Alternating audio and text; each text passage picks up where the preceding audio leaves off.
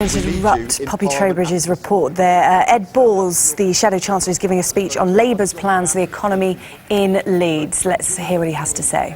Privatisation legislation and to vote to scrap the unfair and hated bedroom tax. And thank you to all of you for coming along today on this beautiful morning, giving up your bank holiday, although there is a general election on. We all know this is set to be the closest and most important election for very many years.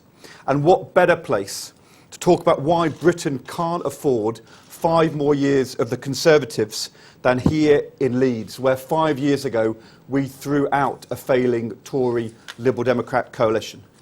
It's a city where, despite George Osborne heaping much bigger cuts on policing, on our fire services and on our local government services than many other parts of the country, Leeds Council, led by Keith Wakefield, have been leading the way in the north, bringing the Tour de France to here, bringing Google to Leeds, investing for the future, and also just a fortnight ago getting an outstanding mark for our local children's services. And I want to talk today about why here in Leeds, in Yorkshire and across the United Kingdom we can't afford 5 more years of the Tories. And with today marking the start of the tax year, I want to set out the true impact of this government's changes over the last 5 years, including the tax changes which come into effect today, which means that millions are paying more while millionaires are paying less. I want to set out why George Osborne and David Cameron are planning to do the same again if they win the election in a few weeks' time.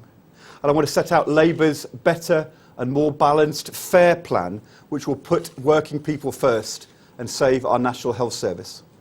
First, this Tory-led government's record. David Cameron and George Osborne are going around the country now, including today, telling people you've never had it so good. How out of touch can you get? The truth is, millions are worse off because of this government's record. Working people are seeing year after year their bills going up faster than wages. That means earnings after inflation are down £1,600 a year since 2010. But it's not just wages which have been squeezed. Families and pensioners are paying more because of the VAT rises, David Cameron's first broken promise. And millions of people have had their tax credits and childcare support cut too. The rise in VAT alone has cost a couple with children £1,800 over the last 4 years. And that's according to the Treasury's own figures. Childcare support for working parents was cut by £1,560 a year because of reductions to the childcare element of the working tax credit. On the bedroom tax, 500,000 people across the UK have been hit. 7,000 paying the bedroom tax here in Leeds, 45,000 across Yorkshire. And more than 3 million families, including 40,000 here in Leeds, 300,000 across our region, have seen their tax credits cut in real terms over the last few years. David Cameron and George Osborne are today telling people they've raised the personal allowance. But what they won't admit is that for millions of working people, the rise in VAT more than wipes out any increase in that personal allowance. It's the same old story with the Tories. Give with one hand and take much more with the other. Families are £1,100 a year worse off on average. That is the true cost of a Tory Chancellor, as our poster shows today. These are independent figures from the Institute for Fiscal Studies, which take into account all the changes David Cameron and his government have introduced from May 2010 to today, including the change to the personal allowance. This is what the independent IFS says. Tax and benefit changes introduced by the coalition have reduced household incomes by £1,127 a year, or 3.3% on average. The IFS also exposes how families with children have been hit hardest. This is what they say. For middle and higher income families with children, loss of tax credits and child benefit has more than offset the effect of income tax cuts. And their damning conclusion is this: low-income households with children lose the most as a percentage of their income from changes implemented by the coalition. But while millions are paying more, we know that millionaires are paying less. Do you remember when David Cameron and George Osborne said, "We're all in this together"? You don't hear them say that anymore. Because 2 years ago, they gave the top 1% in our country a £3 billion a year tax cut. A £3 billion a year giveaway to those on the highest earnings, while millions are paying more.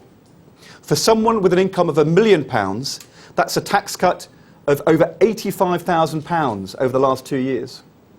For someone earning £5 million, it's a tax cut of £485,000. For someone earning £10 million, it's a tax cut of £985,000. That famous omnishambles budget of 2012 didn't just try to introduce the pasty tax and the caravan tax. It was the final confirmation that these are the same old Tories on the side of the few, not the many. As the Tory MP for Harlow, Robert Halfon, now George Osborne's own parliamentary private secretary, said just a few weeks before that 2012 budget, he said cutting the 50p top rate of tax would allow our opponents to recharacterise the Conservatives as being the party of the rich, for the few, not the many. The signal that such a tax cut would give to the public, many on average wages of £20,000 struggling with rising prices, would be that Conservatives are looking after vested interests. And Mr Halfon was right. The mask slipped that day, as David Cameron and George Osborne ditched the idea we're all in this together and looked after their friends first, cutting the top rate of tax for the very highest earners while raising VAT on families. It's the Tory way. As we say, millions pay more while millionaires pay less. And let's look at what another 5 years of the Tories will bring. Only yesterday, George Osborne repeatedly refused to rule out cutting the top rate of tax again for the very richest. David Cameron refused to rule it out as well.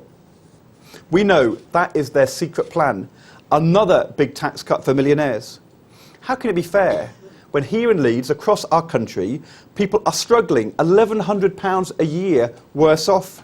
How can it be fair to have a tax cut for the very richest when our NHS is in crisis and going backwards? How can it be fair when we need to get the deficit down and the Tories are now planning deeper spending cuts in the next 3 years than in the last 5? We know David Cameron originally wanted to cut the top rate, not to 45p, but down to 40p. Just last year, Tory Mayor Boris Johnson urged the Tories to, and I quote, open up some more blue water and cut the top rate back to 40p. That's why they won't rule it out, because they're secretly planning to do it after the election. And if they do, it would mean an even bigger tax giveaway for the highest earners. For someone earning £1 million, it would be a tax cut of £340,000 over the next Parliament from those Tory cuts to the top rate. Someone earning £5 million would get a total tax cut in the next Parliament of £1.94 million. Someone earning £10 million would get a total tax cut of £3.94 million by 2020. And for all the embarrassment for David Cameron, as one of his Yorkshire Conservative parliamentary candidates defects to UKIP today, during the election campaign, a huge blow for David Cameron, we all know the truth.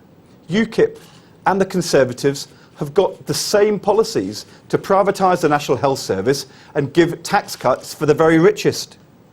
No wonder David Cameron and George Osborne won't rule out a Tory-UKIP coalition after the election. We know the Tories and UKIP are preparing to work together. And now David Cameron should stop ducking the questions. Is he planning a Tory-UKIP coalition, yes or no? But while millionaires will pay less if the Tories get back in, we also know that millions of working people will end up paying more. In last month's budget, the Tories confirmed plans which go well beyond simply balancing the books. Plans for extreme spending cuts which are a grave threat to our living standards and to our public services.